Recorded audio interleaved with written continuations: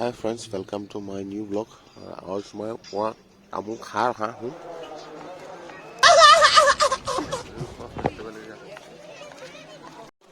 और आज कुछ खास नहीं, थोड़ा मिनी ब्लॉग है। ज़्यादा जगह में कवर नहीं कर पाऊँगा, तो आज दूसरा जगह में मैं जाऊँगा, सिर्फ क्राफ्ट में और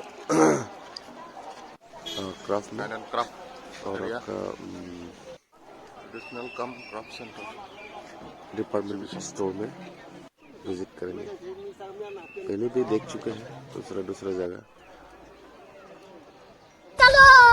चलो तो अभी देख रहा हूँ क्या क्या है सामान।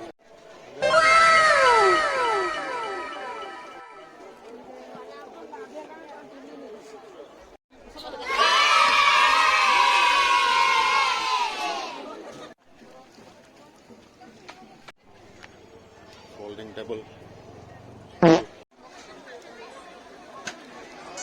हाँ?